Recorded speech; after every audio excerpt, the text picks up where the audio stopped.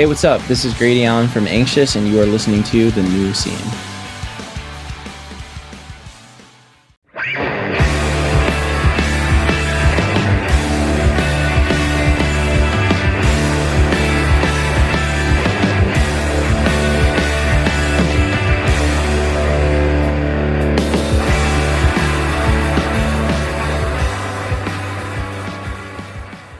Hello, everybody, and welcome to The New Scene. I am your host, Keith, and we're back with another brand new episode. And I've got returning guest and legendary returning guest co-host, Simon Brody.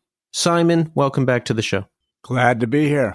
Simon, it's wonderful to have you back. You know, the people have been demanding that you come back to sit with me here once again and do the show, and I am delivering big time right now. Yes, you are, and I will try to as well. We are going to get it done. And Simon, you're up to a lot these days, right? We've got the busy signal at the Suicide Hotline reissue.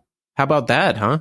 Who knew? 25 years later, definitely not us. That we'd still be talking about this record. Can you believe it? I can't believe it. Well, actually, I can believe it because it's a classic. It's a classic. It also has a song on it where I predicted COVID. No big deal. Which one? Trouble breathing. You're kidding me. No, I've got talking sickness. Everybody's got it, and it's going around. And actually, that's about anxiety. So, if you think about it, Supermarket Riot could have also been a COVID prediction. Well, to tell you the truth, that was part of the reason that we came back. It's like 25 years ago, we predicted that the world would become a flaming ball of shit. And it's true. Here we are. Here we are. Well, look, here we are. And we've got a great show here. We've got Simon co-hosting with me. And our interview subject for this episode is Chris LoPorto of Can't Swim. They caught my attention with their excellent 2023 LP, Thanks But No Thanks. But they've been going at it strong as a band since 2016, and you're going to hear all about it. That conversation is coming up shortly, but first, here's how you can support The New Scene. Follow us on Instagram, Twitter, and TikTok at New Scene Pod. We've got shirts available at Death Wish Inc., long sleeve, short sleeve, you name it, we've got it. And reviews. Give us 5-star reviews on Apple Podcasts and Spotify. Also on Apple Podcasts, you can write a review. If you write a nice review, I'll read it on the air right here in this section of the show. Also, don't forget to support Iodine Recording. Simon, have you heard the news? Have you read about this? Have you heard about this? Drowningman, Busy Signal at the Suicide Hotline is available now for pre-order. Can you believe it? I having trouble getting my head around it, but yeah, I've heard the same thing. I've heard that is available. It is available, and you need to get it quick. Do it. Do it. And if you somehow have not heard this record by now, the excellent remaster is up there now on Spotify. It's a classic. Let's go. Let's do this. Mm-hmm. The new LP from Jerome's Dream, The Gray In Between, is up now for pre-order. And there's 3 new singles out there for you to listen to right now. Get on it. Great band. Oh, yeah. Classic, right? Yeah, Iodine is really doing some great stuff lately. A ton of great stuff. Listen to what else is going on. Second pressing of Slip by Quicksand, available now for pre-order. I mean, look at the roster of bands we have here, Simon. Yourself in Drowningman, Jerome's Dream, and Quicksand. And I'm only halfway through this ad read right now. Before you... so happy that Iodine signed Horsewhip. We played with them last year at the fest in Florida. They're great, a great band. Yeah, I'm happy to be in such great company. Horsewhip is awesome, and I'm looking forward to talking to them at some point in the future. I think you should. It's going to happen. Okay, Garrison are playing their first show in 10 years with the great Orange Island and Pilot to Gunner. That show's at the Middle East upstairs in Boston. That's in Boston, right? I'm going to try to be there. I love all those bands. Oh, you're going to go? Yeah. That's right. You live up that way. And Pilot to Gunner is their Burlington Transplants. Oh, okay. That show's at the Middle East upstairs in Boston, Massachusetts on Friday, October 6th, 2023. Don't miss it. Make sure you sign up for the Iodine email list. You'll find out about everything first.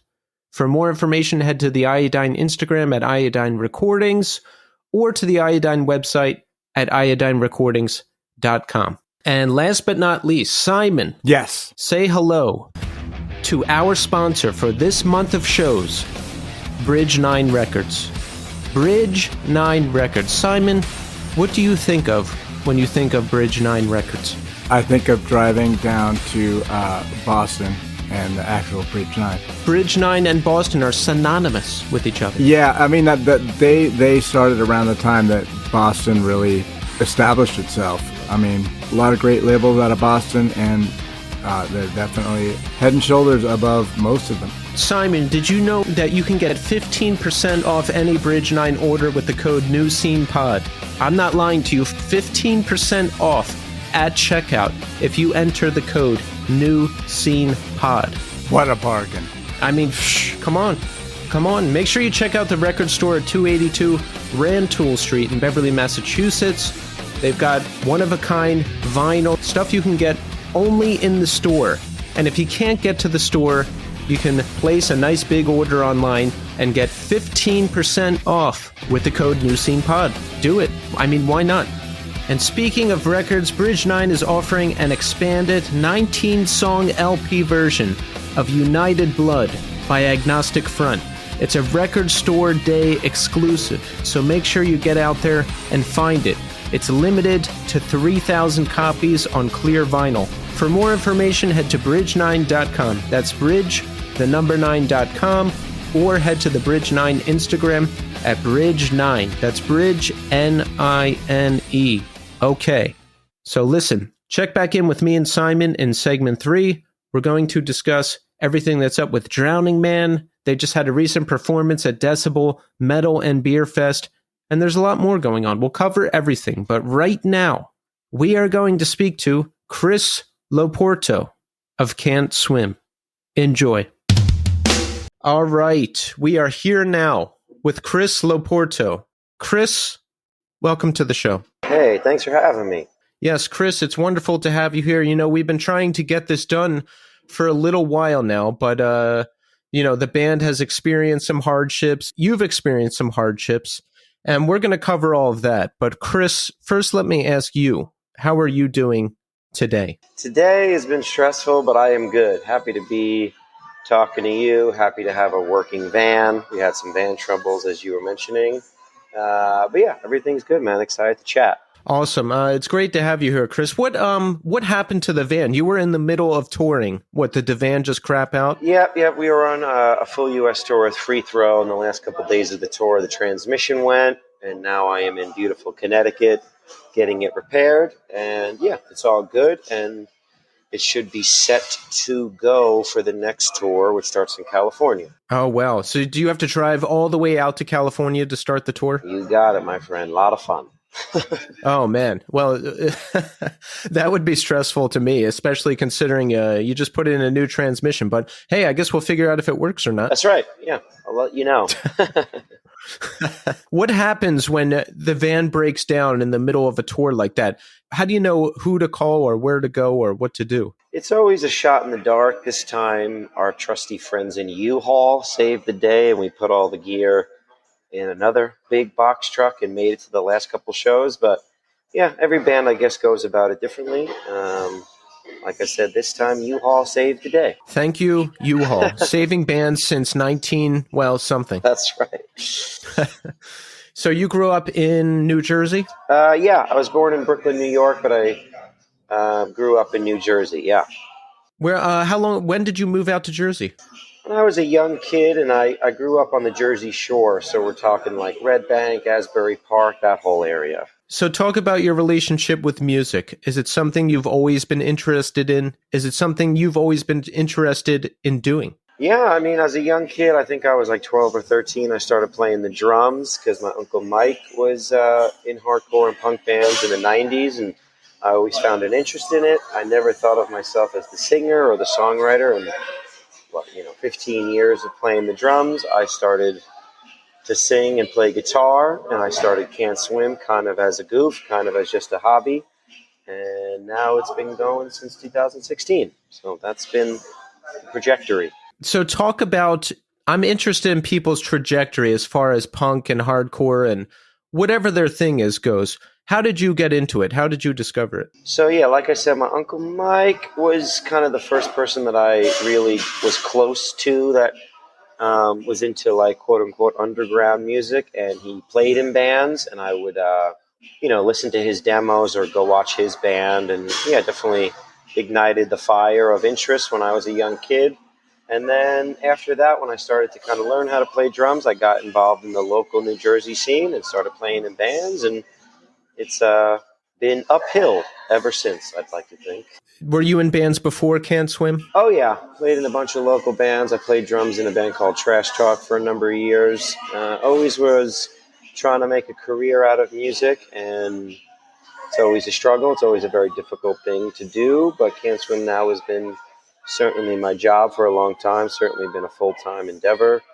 And yeah, very lucky, very blessed, very happy to be here. So Can't Swim starts around 2016, yes? Yes, sir, yes. All right, so tell us about that time. Now, how do you go from playing drums to then playing guitar and singing in this band? So I was working at a local music store / lessons place, and I was around a lot of musicians.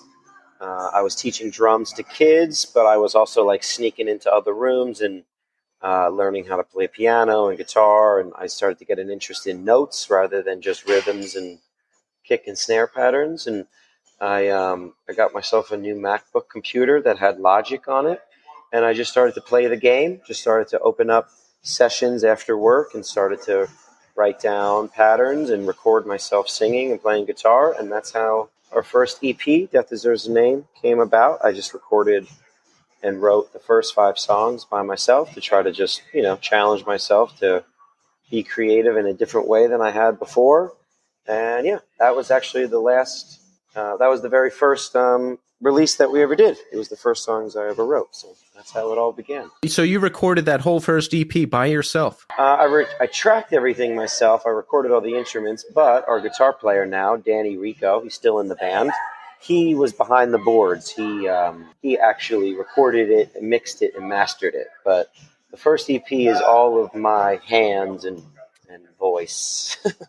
But Danny certainly was the glue and made it all cohesive and produced the first EP. I love that because I don't know about you, but I had difficulty getting into bands, and especially getting into bands that I felt really matched me and what I was trying to do. But the idea of just taking this thing by the reins and recording it by yourself, that's very appealing. Yeah, man. It was, like I said, I didn't really think much of it. I just wanted to challenge myself. But yeah, it was very, taxing on me at the time. I didn't have much confidence in my voice. I didn't have much confidence in my writing and the lyrics and whatever. But yeah, definitely jumped out on the plank there. And I'm very happy I did, because now it's given me the last 7 years of my life. I've traveled the world. It's been quite a blessing. So happy I did it.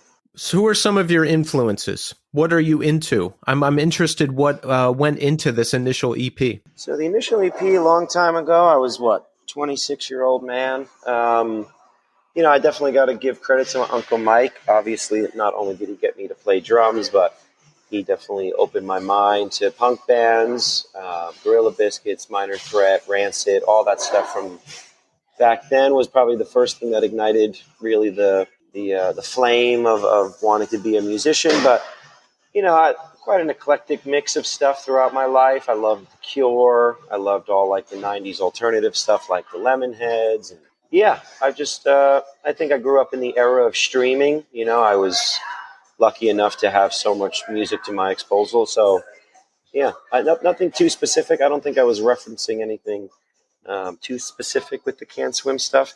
I think I didn't have much of a repertoire at that time. I didn't have much ability, so it was just kind of like whatever I could come up with, and that's what Can't Swim was. And still to this day, that's what Can't Swim is. So. How was the initial response to that first EP? I'm assuming you just put it up on streaming and YouTube everywhere, and we'll see how it does. Well, no, lucky enough, man, the game of telephone and the game of email, like I said, I recorded it, Danny and I sent it to a few friends. And because I was involved in music beforehand, a lot of my friends were involved in bands and stuff.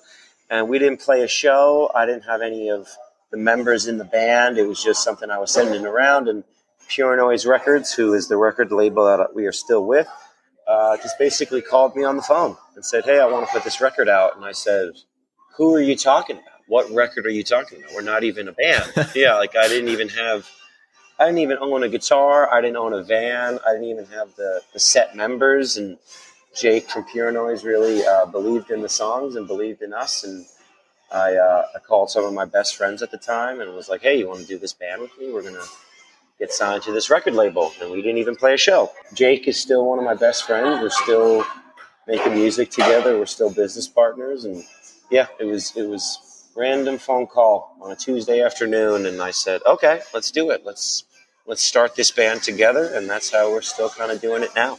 Pretty incredible that you get an offer from a record label before you even have a band, right? That's right. Yeah, we didn't even play a show. Pretty crazy.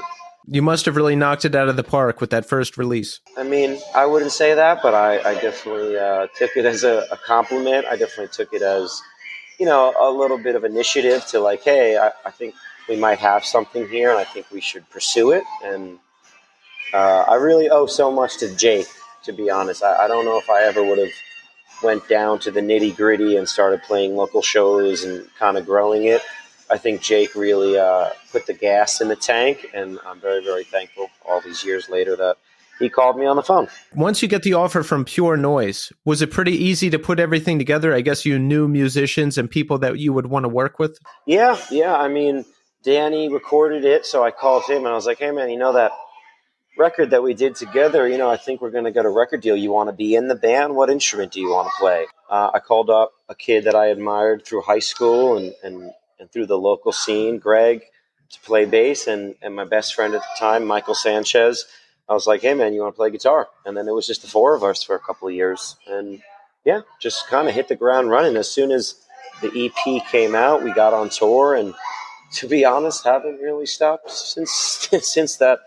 Yeah, I guess it was March 2016, I think was our first tour maybe. And, we're touring months and months out of the year still to this day. So how does it work once you bring other people in? Do you sit them down and say like, all right, here's how you play the songs? Or do you let them kind of figure out how it sounds? How do you work? So for the first EP, it certainly was like, hey, here's the homework. Like, this is kind of what I did.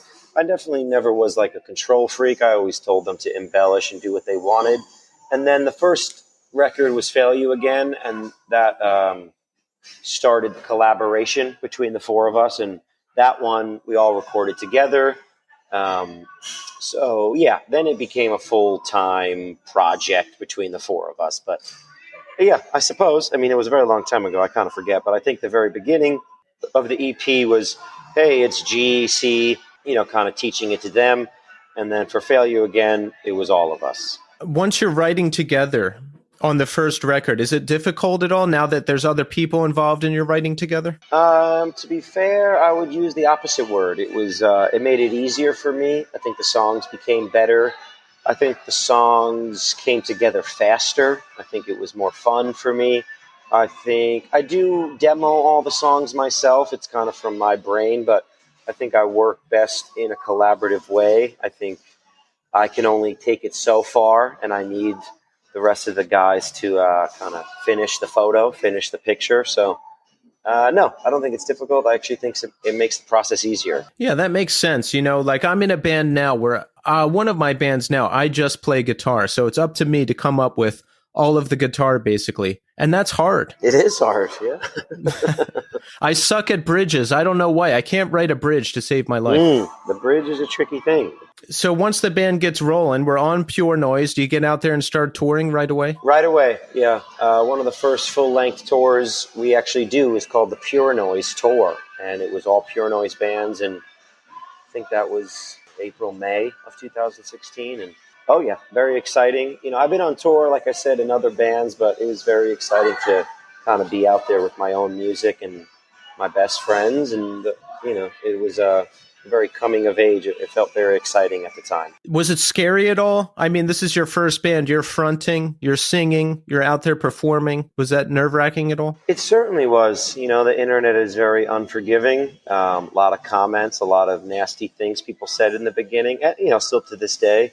it's easy to focus on the negatives and not the positives sometimes, especially when we first started. I was definitely in my own head. It was very, it was a very insecure time in my life. Like, I didn't know how to be the front man. I didn't know how to talk to people. So, yeah, it was definitely a challenge. But like with the first recording, very happy that I did it. Very happy that, I put myself out there, and I've reaped a lot of the benefits of the hard work of getting over certain insecurities. And now I think I'm at such a good place with it. I can just kind of fully enjoy it. I can fully accept the positives and kind of wean out the negatives. What were people's criticisms? Was it of you and your voice? Exactly.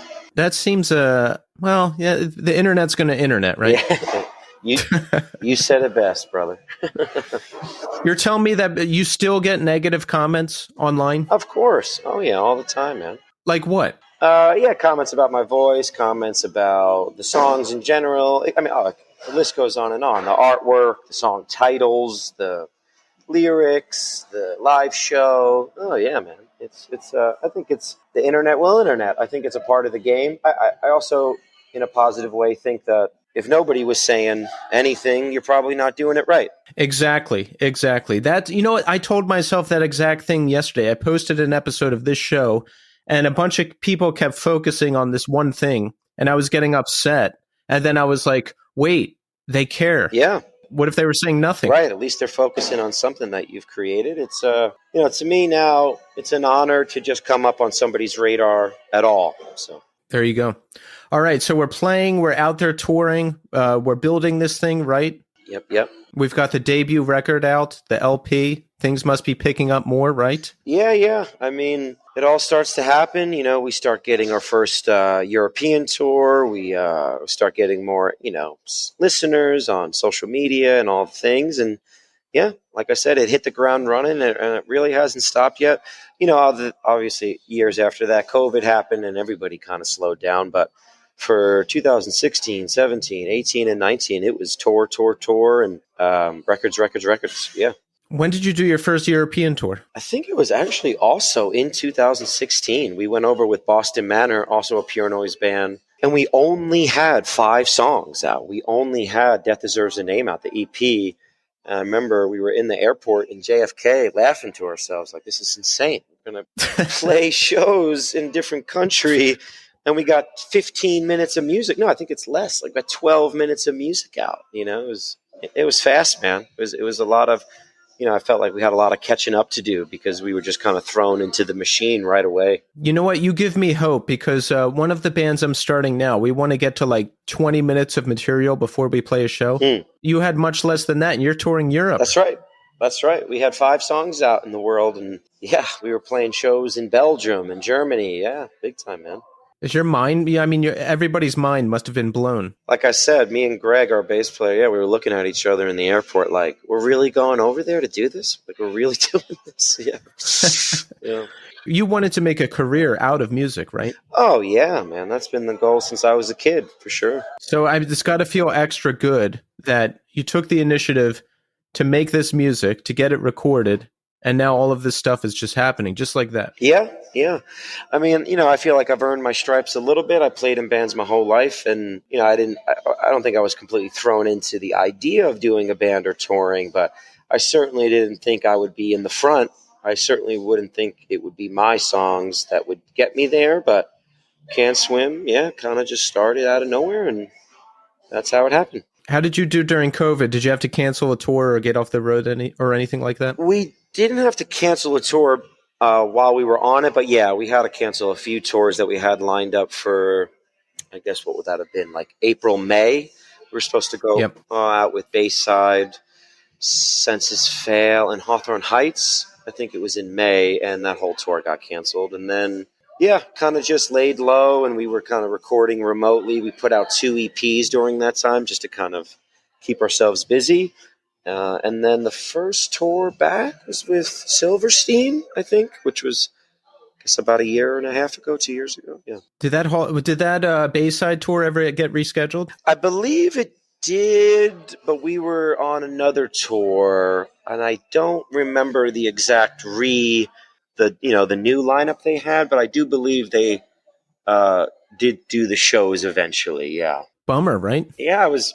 I love all those bands. Luckily, we did get to go on tour with Census Fail a couple months ago, so that was nice. But yeah, I mean, the whole thing was a bummer. I was very excited, but was more important things to kind of take caution in at that time. So we were happy to kind of just sit it out and wait for it all to get better. How did you fare personally during the whole thing? Do you have to make any changes, or did you just focus on music? Yeah, like I said, I definitely got into writing mode. Actually, to be honest, I think I wrote more music during that time than I ever have in my life. Like I said, we released 2 EPs, but we also recorded Change of Plans during that time. And, so I was writing for all 3 of those releases in that time period. So, I definitely love touring. I love meeting people on tour and being out there. But I definitely think I had a lot of personal close friends that definitely took the time way worse than I had. I didn't really mind the time off. I was able to focus on myself and my personal relationships and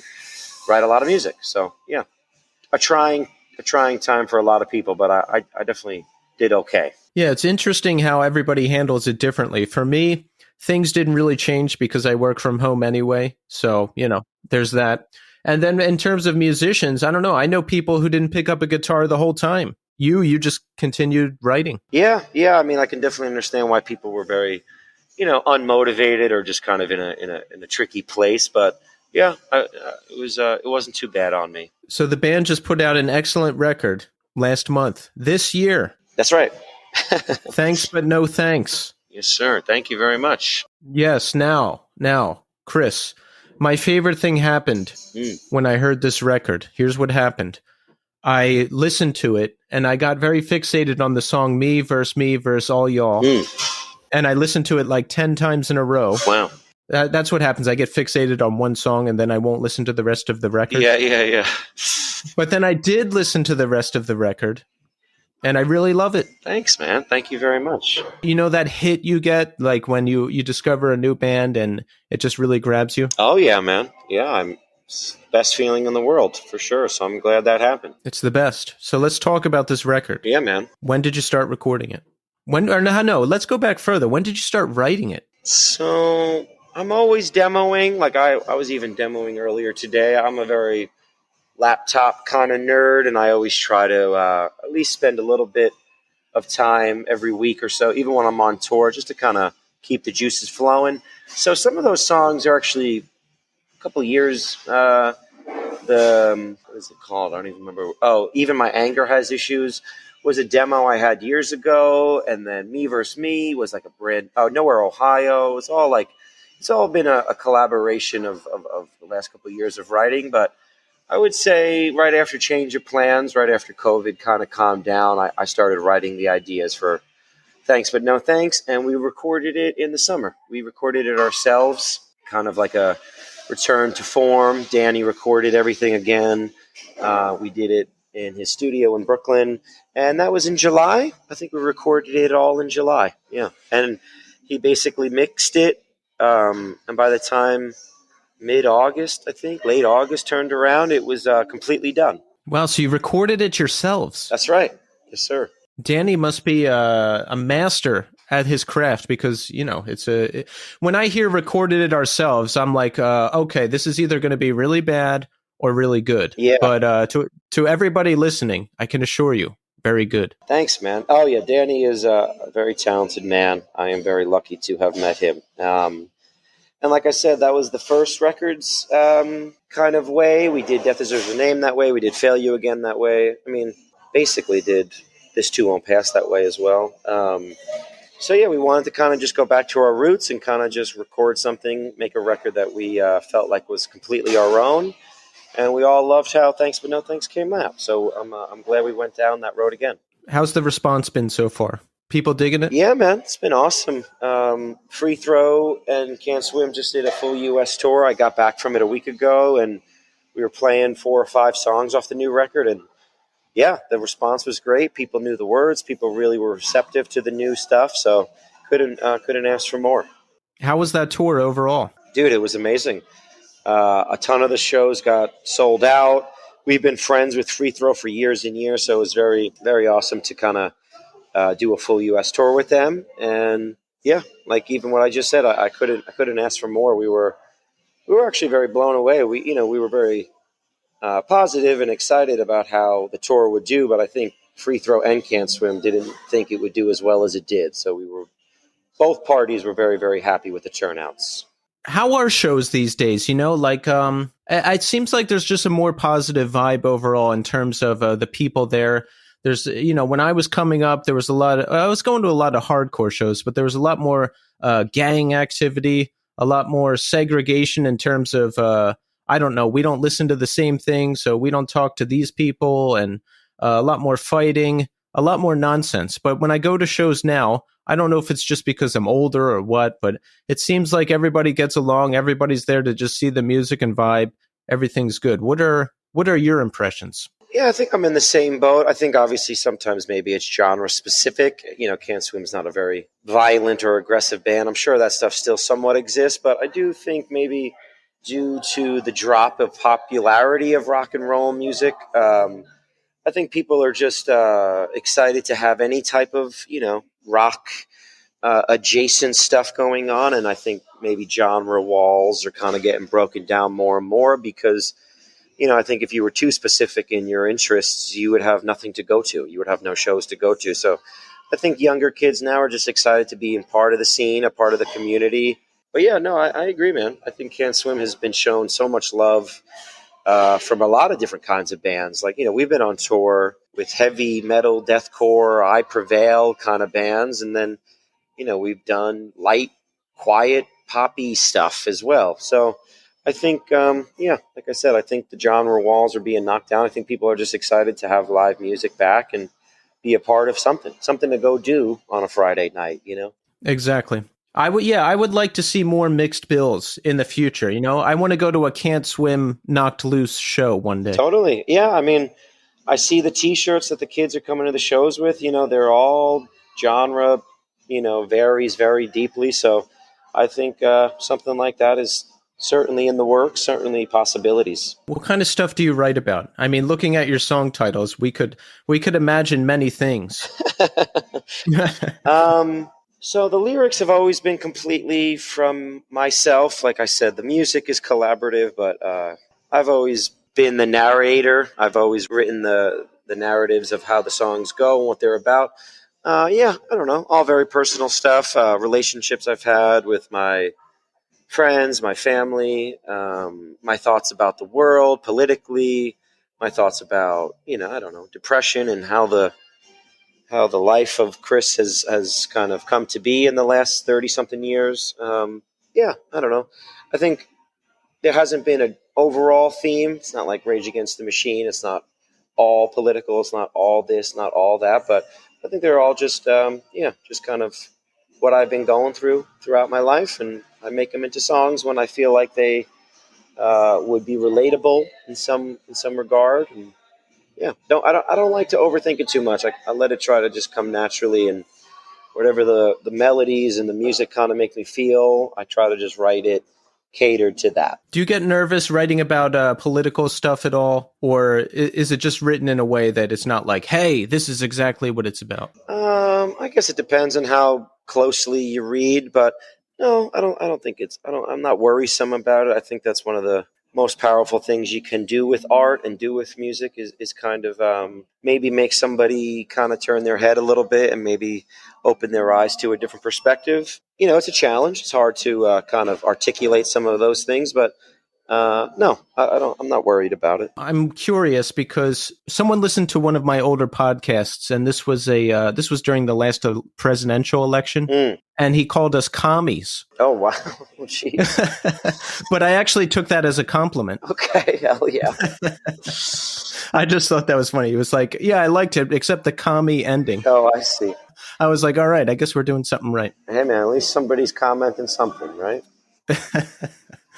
How do you decide what a song's going to be about? How do you match the lyrics to the actual song? Yeah, like I said, I think it's just kind of the vibe of the music, kind of the vibe of the track. I'm not going to really write something aggressive to a slower Can't Swim song and vice versa.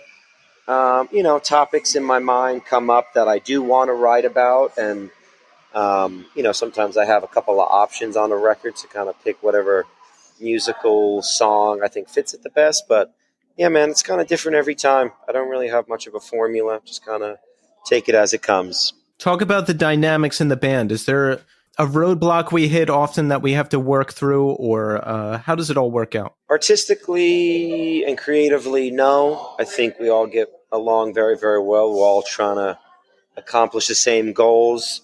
Yeah, no, I mean, I can't really tell you any forks in the road. It doesn't really happen. Like I said, I bring an idea to the table, and the guys make it better, and that's how the song comes to be. So that is the process. So what's the plan for the rest of this year? Now we know we've got another tour picking up in May, correct? That's right. Yeah, I drive out to California this week, and we start a tour with this band called the Amity Affliction and Omerta in San Diego on May 10th. And the tour spans about 2 weeks. It goes from San Diego and it ends in Orlando, Florida. Yeah, that is May. And then in the end of June, we go to Europe and play some shows throughout the UK with a band called Microwave. And right now, that is all that has been announced. But there's more coming, of course. We are trying to stay busy, my friend, like we always are. It sounds like you're busy with music all the time. Is that all you do? Is there anything else that you're interested in? I have some other hobbies, yeah. Let's talk about those. Okay. So my lady got me into riding a motorcycle. So Paige and I try to do some motorcycle trips every couple months. We did the Grand Canyon recently. We're trying to do some dirt biking in San Diego before this next Amity Affliction tour. What else? That's a good question, man. I'm a pretty simple guy. I just Before we delve more into that, motorcycle riding near the Grand Canyon, that sounds scary. yeah, it was. I mean, I didn't get too close to the edge, but we did go up to the Grand Canyon. Yeah, we did a crazy. Yeah, we've done some crazy ones, man. We've gone all through Canada. We've been to Vancouver, Toronto. We've been to Orlando. We've been to Key West. Like, we've covered all the corners on those 2-wheel death machines, but it's been a lot of fun. Have you ever had any kind of accident? I have. I dropped it in Portland, Oregon in a snowstorm, but I was completely unscathed. I got out completely fine, and Paige slipped off of a highway exit in the Austin, Texas area because it started raining. The bike definitely suffered on that one, but Paige was completely fine. Knock on wood, it has been more or less a pretty safe couple of years of riding. Thank goodness. Yeah, that's what scares me about motorcycle riding is that everyone I know has had some sort of accident. So it's just inevitable that it's going to happen at some point, I suppose. Yeah. It's a dangerous thing. But this is what we do as humans to excite ourselves, I suppose. That's right.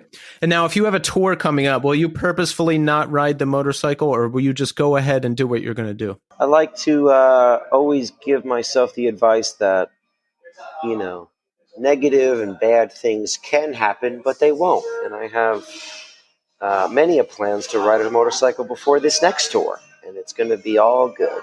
There you go. That's what we got to do. Yeah. By the way, the Grand Canyon, I'm imagining it like some kind of, I don't know, more controlled state park, but I went there and you can literally like walk up to a cliff and just look down, and it's really far down. It's wild. Oh, yeah. Paige, like I mentioned her earlier, is like a Grand Canyon master. She has been there like 15 times in her life, and she's actually hiked the entire duration of it. She went all the way down and all the way up. It took her like 16 hours or something. No. Swear to God. Yeah, crazy stuff. Man, when I went for like 30 minutes because I was there by myself, Nice. I just got a couple pictures and I was like, all right, I saw it. It is impressive, though. It really is. Yeah, it's quite breathtaking. Actually, the last time we were there, we took like a little helicopter tour around it, and it was amazing. All right, so we've got motorcycle riding. What else? I'm trying to get to the essence of you, Chris. I need to know more. I mean, I think you're making me realize I'm not very a multifaceted person. I like touring. I like playing music. I like drinking coffee, riding a motorcycle. Damn. put me on the spot, my friend. I ain't got much else. Like, think about it. It's Monday night, 10 o'clock, right? We can't write any more music because the neighbors will get upset. We can't ride a motorcycle because it's too late. Like, if you're sitting at home, what are you going to do? So I am a self-proclaimed, I don't watch TV or movies. I'm just not one of those guys. I have no interest in it. So 10 o'clock looks very boring in Chris LoPorto's life. Maybe I'm reading a book. Maybe I'm drinking a decaf tea, and I'm probably gawking and staring at my beautiful wife. I simple man. I'm a simple guy. I like that. Have you watched any of the prestige shows, Sopranos, The Wire, any of that? So I haven't watched the newer ones. I don't know what Breaking Bad or Zombie or what is it, Walking Dead, but I have watched The Sopranos, not fully in its entirety, but I am from New Jersey, and my family is certainly Italian-American, so that struck my interest years ago when it first came out. I haven't watched Stranger Things. I haven't watched any of that, but I am familiar with Tony Soprano. I know his situation. Yes. All right, that's good. That we just had to make sure. Okay, good. That used to be all I did was watch stuff because, look, I'm going to be honest with you, Chris. My life used to be a mess. I'm talking heavy drug use, a lot of isolation. So I would just watch stuff and sit inside. Sure. But once I cleaned up my life and, reconnected with my interests and started doing other stuff, I watch much less stuff. I like that. Yeah. Because your life is now filled with entertainment. You don't have to watch somebody else do it, maybe. You know what? That's a great way to look at it. I like that. Yeah. I'm going to use that. You should. I'm glad you're doing better, my friend. I'm sorry you had some dark times there. Oh, it's okay. It made me who I am today. I like that attitude. What about you, Chris? Have you ever had any dark times to work through? Or you sound pretty solid to me, but who knows? Maybe there's something about you that people don't know. I mean, I've certainly experienced my fair share of hardships. Luckily, I've always stayed away from that stuff, man. I never drank actually in my life. I never had a sip. I've never taken a drug. I've always kind of just looked the other way at that stuff. But sure, man, I've lost family members. I've been depressed. I've been sad. I'm 34 years old. It can't be all unicorns and rainbows. But like I said earlier, I feel very privileged. I feel very blessed to have the life I live. And not every day is easy, but it certainly could be worse. And I'm happy to be here. So you've never drank alcohol ever? Not a sip, my friend. Not yet, anyway. I really respect that because, well, listen, there's people out there who can moderate, obviously, and it's not a big deal. But to just make the choice to not even do it, how do you decide that? Well, obviously, it was a decision I made years and years ago. It just never really made sense to me. It never catered to my interest. It really wasn't anything too drastic. My parents weren't addicts or anything like that. It was just kind of like, I never have jumped out of an airplane. I've also never played the saxophone. I just never found interest in getting drunk or intoxicated in any way. And still now at 34, still just doesn't appeal to me. I don't find that I need to do it. I don't find like I want to do it. And I just never gave it a shot, never tried it. And I don't regret not trying it. I think I've lived a happy life without it. And I don't see why I would ever change. So, it's just been this way for a long time now. I love that. I don't get too fixated on the past because the past is the past and you can't change it. But I like the idea of me having made that choice somehow in the past, because I could have been focused on,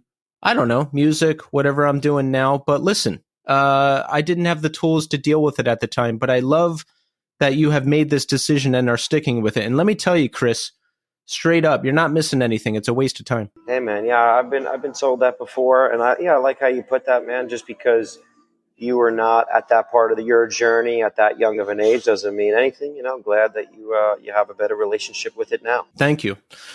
What about when you're a kid, Chris? Like, are you focused at that young age like you are now? What are you doing? Are you playing in bands? Are you making plans to do music? Tell us about it. Yeah, man. I mean, I think I was an awkward kid. I was a shy kid. And then when I started playing drums around 12 or 13, definitely gave me a lot of confidence. It gave me an interest. It gave me a passion.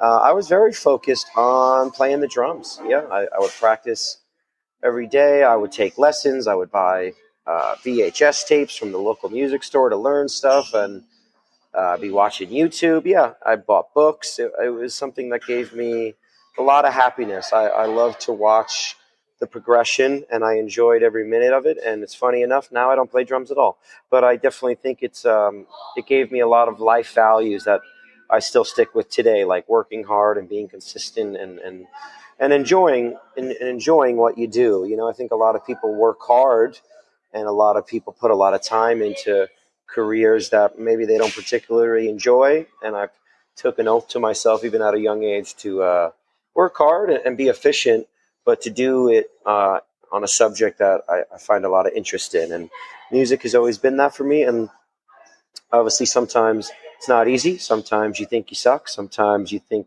you drop the ball, and you do. I sucked at a lot of things, but it feels very good to see the progression in yourself. And still to this day, man, I think I think Can't Swim is writing better songs every time we put records out. And they're not the best songs. They're not they're not my top. It's not like sports. It's not like we scored the most points, but it's a good feeling to see the progression in your art. And I definitely think music has done that for me. Well, I think they're the best songs, Chris.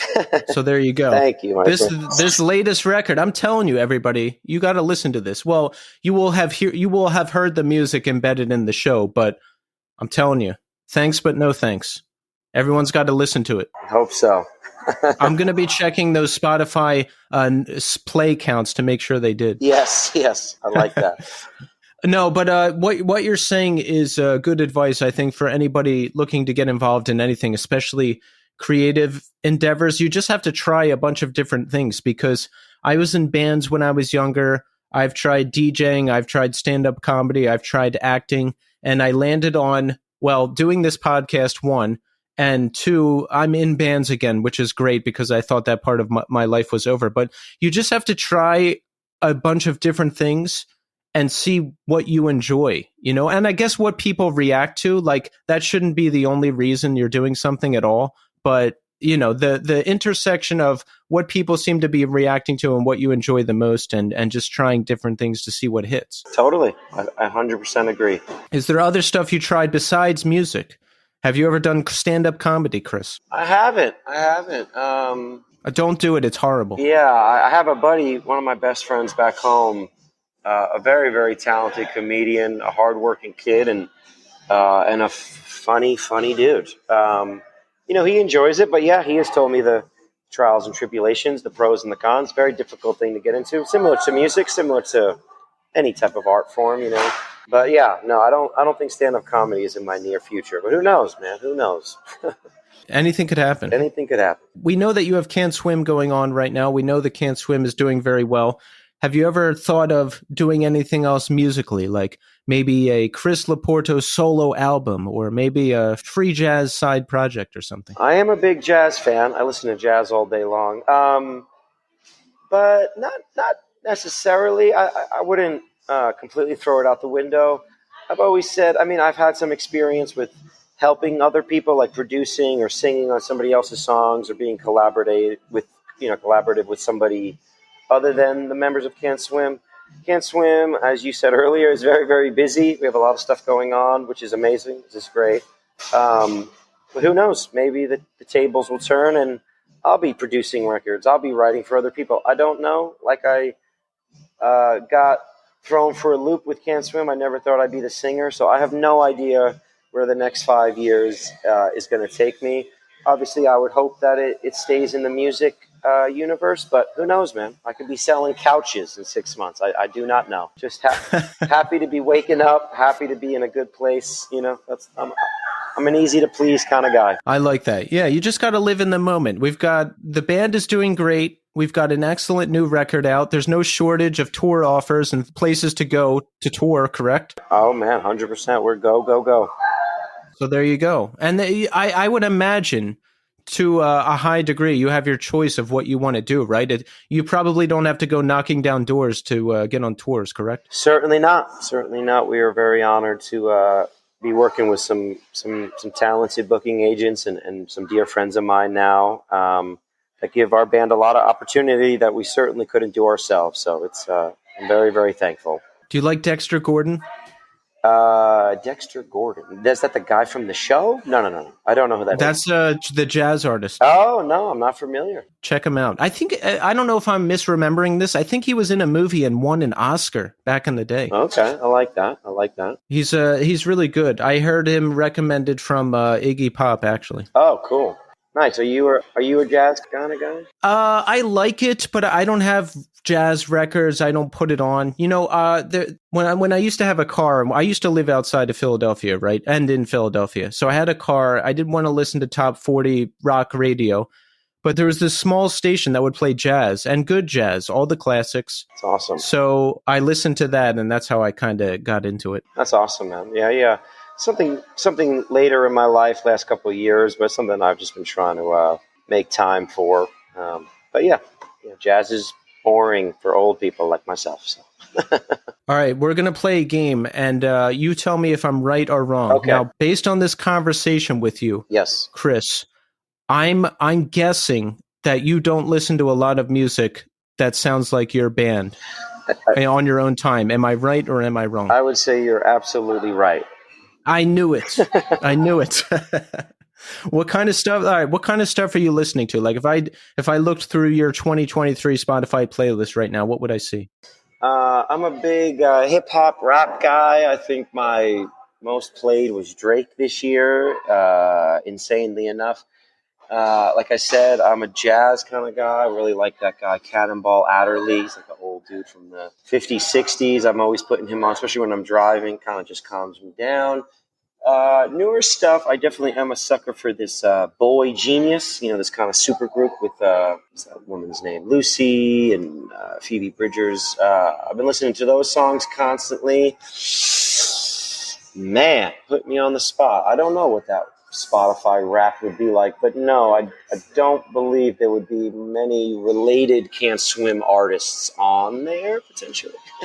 So how does that happen? Does your taste just change over the last 6 or 7 years or so? I think so. I also think there's just some things that are not in my wheelhouse. I don't think I confront a band that sounds like Drake, or that sounds like a jazz fusion artist, or that sounds like a metalcore band. There's so many types of genres and bands that I've loved throughout my life, but I don't think that's the way I express myself musically. So I don't think it has to go hand in hand. I think if you asked any artist, if you asked the members of Metallica, I can't fathom that they only listen to Pantera and Megadeth or whatever it was. So yeah, in fact, I would guess they don't at all these days. Yeah, probably not. Yeah, no, that makes sense. When I'm younger, I wanted to sound like whoever my favorite band was, right? So if I'm starting a band when I'm 20 years old, I want to sound exactly like Texas Is the Reason. Done. Simple. But I'm 41 years old now, so I take a much different approach to writing. I don't even think about bands I want to try to sound like so much anymore. As like, who am I playing with? What is the sum of our influences? Well, let's bring all of our strengths to the table and see what comes up. I think that's the way you need to approach it. Yeah, I 100% agree. So if you were going to write an album by yourself, again, Chris, in 2023, what would it sound like? Maybe Drake? 2023, Chris puts out his solo project.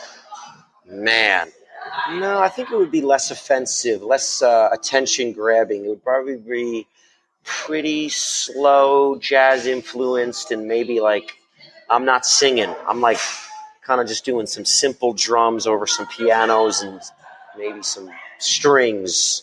Something that I can put on a 12-hour drive, kind of just relax to. I love that. Yeah, no, that's great. That's like an avant-garde type thing. I think that's the way to go. I think that's when you see I finally break and make a Chris solo project, that's probably what it's going to sound like. I'm into that. Cool. Do you listen to any post-rock? Sure. Yeah. Like, give me some. What's the band? Oh, like Explosions in the Sky, Mogwai, Caspian, Godspeed, all that stuff. Oh yeah, I loved Mogwai. I loved another one from that era. This Will Destroy You. Have you heard that? Yes.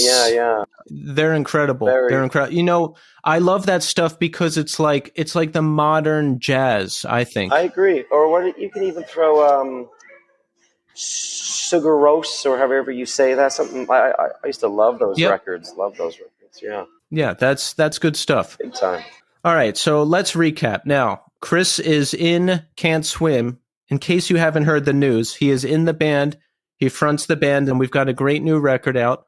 Thanks, but no thanks, right? That is correct. All of those facts are correct. Yes, the record is out on Pure Noise Records. It just came out last month, and people are already singing along to it live. Can you believe that? Can you believe it? I can't. I can't either. I don't know how they're hard-working fans. How did they learn the lyrics so quickly? I do not know. Yeah, you know, Chris, if instant messenger profiles were still a thing, you know what I would put in mine? What would you? I would write, "Throw your life away, pick it up on another day." Hey, how about that? That would be a good aim away message. I agree with you. We need to bring it back. We should. All right, so listen, the record's out. The band is great. Everybody check it out. We can catch the band we've got some more U.S. tour dates coming up in May, yes? Yes, that's correct. And to our friends in the UK, you can see the band live in June. Yes, June and July. It's all happening. It's all happening, baby. It's all coming together. And we love it. Now, Chris, why don't we leave the people with some words of wisdom? You know, it can be about music. It can be about bands. It can just be life advice in general. Lay it on us. Wow. I would say, so a lot of my youth was told, I was told to never be told what to do. Never let anybody tell you that you're wrong. Never let anybody tell you that you should do something differently or improve. I would say that was the worst advice I was ever given. I would say listen to your peers, listen to your teachers, listen to your bandmates.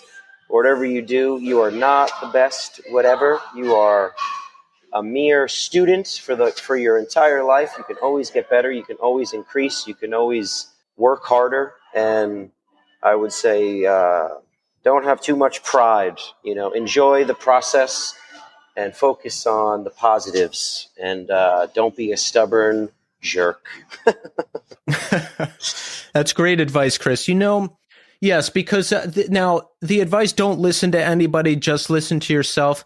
That advice can be taken the wrong way and you can become like a crazy egomaniac. Certainly. And we don't want that, but you have to pick and choose. Now, all right, first of all, remain teachable. Listen to what Chris is saying.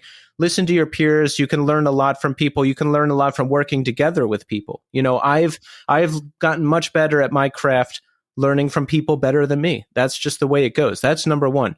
But number two, learn when not to listen to people, right? Because throughout my life, people have been like, oh, give up the music thing. Oh, this podcast thing is stupid. Oh, just get married. Oh, just do this. Oh, just do that. Now, I ignored all of that advice, and I am happy that I did. So I think it's a perfect combination of remaining teachable and learning what advice not to listen to. What do you think? I 100% agree. Some people word it as focus on finding yourself a positive feedback loop.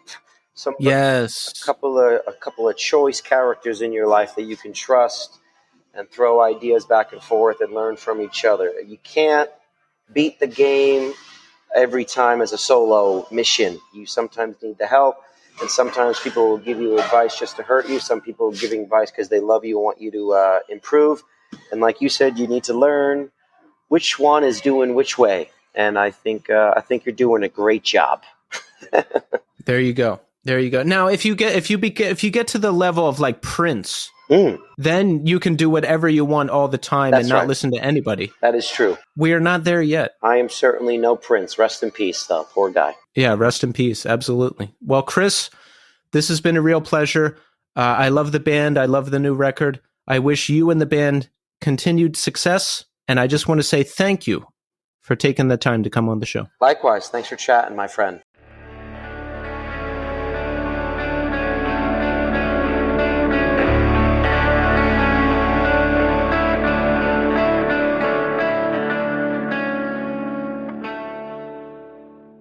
And there you have it. Chris LoPorto. You know, great conversation, great guy.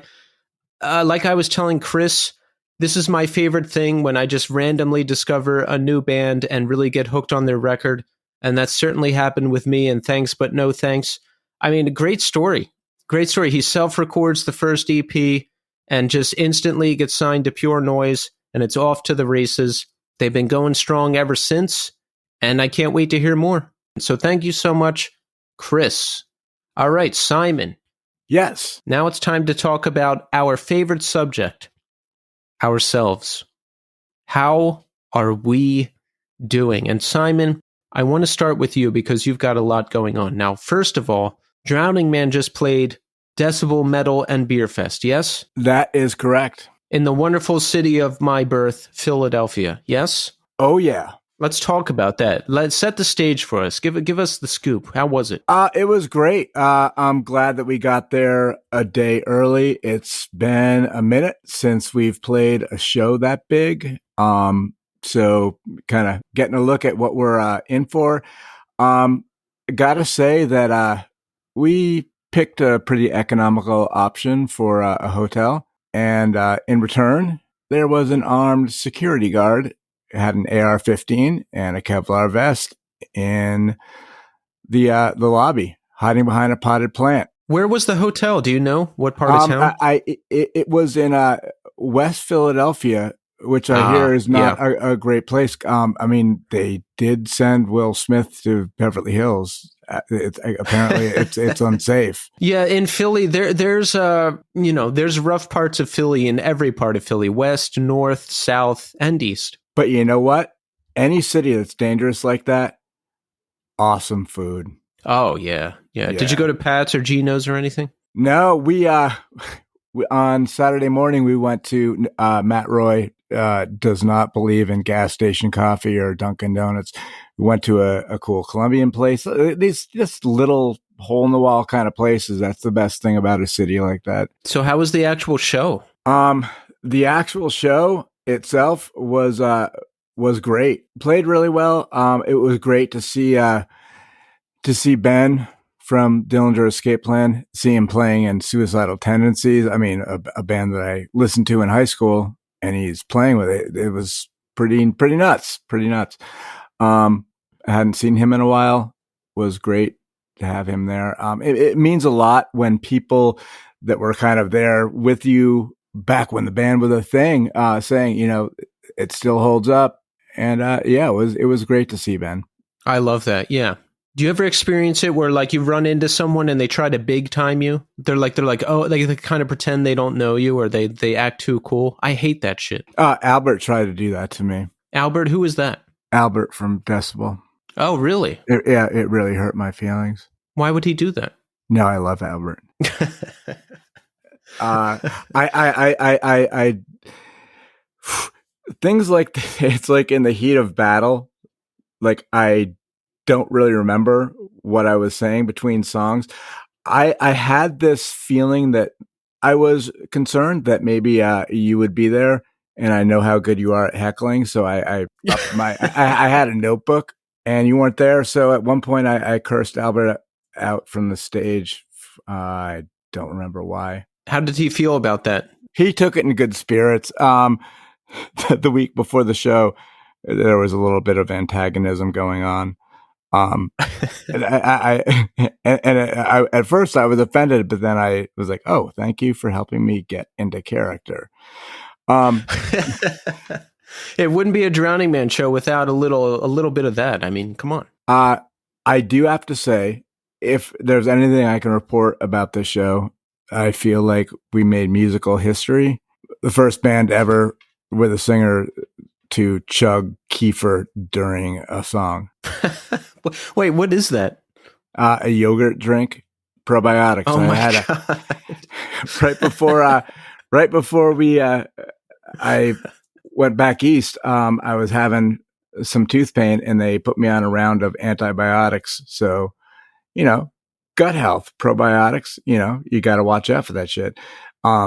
So my kefir intake has been high. You've really come full circle. Like, who knows what you were chugging back in the old days, and now you're chugging at a metal and beer show. Like, and I'm on stage chugging probiotics. I think that Oh, I did discuss about how I wouldn't be drinking any malt beverages.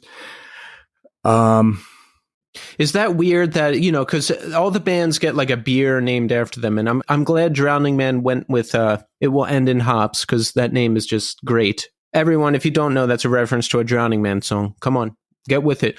But is it weird at all? It's like, oh, here's this beer named after my band, and I'll never drink it. Well, it was surreal to have to. I mean, we had to do it, I guess. I don't got to do shit, but I mean, we did do it. Animated Brewery, Pat from All Else Failed. Yep. Another band that was underrated in their time. Big time. We're talking about doing shows later in the year after we get this fucking record finished. I think the last time I was on, I was like, oh, and the record's done. In our mind, it is, because it's written. Now comes the part of where we actually record it. Yes. We had been self-recording, and the people that we've been playing it for were like, this needs to be recorded in a studio. So we are doing that. Oh, that's exciting. When's that going to happen? That's going to happen in the next, we're nailing down dates. We just nailed down all the other stuff. We're currently talking to Jay Moss. Oh, Iodine yes. has been great about hooking that up. We feel really good about working with him. And as at first, I didn't know if he would be the right person to do it, but listening to some of the stuff he's done a pretty diverse catalog of stuff, and I think that he's gonna help us. Whatever way it comes out. No, he's really good. He recorded the Simon, did you hear the news? I joined the Darling Fire. You did? Well, shit. No, that's great. That's the other Casey has been talking about for the fest this year, touring down to the fest and with Darling Fire, and potentially. I hope that happens. Can you imagine me and you on the road together? It would be a disaster. Not drinking and yeah. I want to see how good you are at heckling.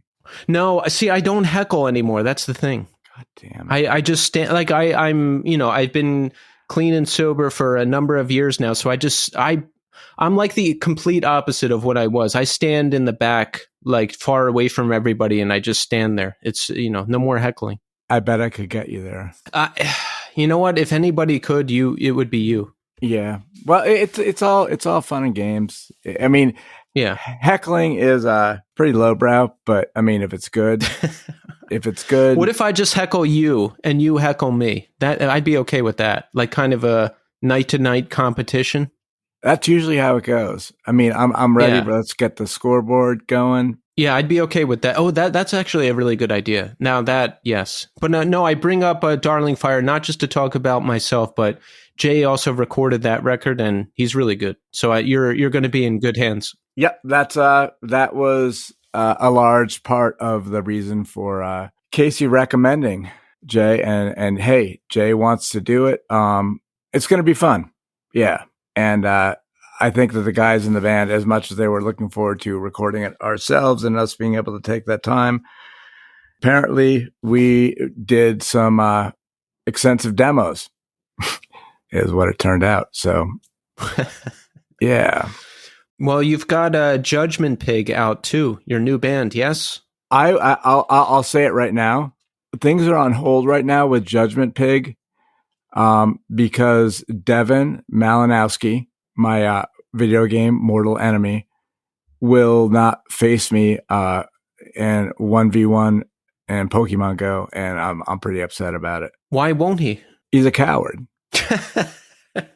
Wait, is this the Call of Duty guy we were talking about last time? Yeah. It's been a year since I've played Call of Duty, and I had gone to strictly casual gaming, and the competition is so high that he actually downloaded and got really good at Pokemon Go. So, I mean, who wins that one? I mean, I can't lose that. He's playing Pokemon Go, even though he didn't want to. By the way, I'm glad you're here because I stopped playing Warzone 2. I don't like at all. I stopped playing it. and I don't care for Modern Warfare 2 2022 either. I have stopped playing both. I play Warzone Caldera on stream sometimes still. That's Warzone 1 for everybody out there keeping track. But I've gone back to just other games, Resident Evil. I'm back to playing Quake, like some of the classics. Right. Anybody out there plays Pokemon Go? Add me at Get Wrecked Nerd. No E in the nerd. There you have it. There you have what, Simon. We're winding down to the end here. Is there anything we didn't discuss that you want to cover, or is there any encouraging words that you want to leave our audience with? Look forward to seeing more of us at the end of this later this summer. We're going to be out playing shows after we get this record in the can. Also, Devin Malinowski is a coward. There you go. We will wait for Devin to face Simon in Pokemon. And then maybe you'll hear more Judgment Pig songs. But until then, I'm not doing my homework. I'm not doing any of it until he faces me. It's a standoff. Simon, thank you so much for coming back on the show. It's always a pleasure to have you here. Anytime you're up for some ridiculous conversation, I'm here. Anytime. All the time. All the time. All right. So listen, that's it for this week. We're out of time. I'm back next week, and we've got a big one next week. A big one. A real big one. So strap in. I'm not going to give you any hints. You're just going to have to wait and see who it is. So that's it. And I'm back next week with a new episode and a new guest. So thanks everybody for listening.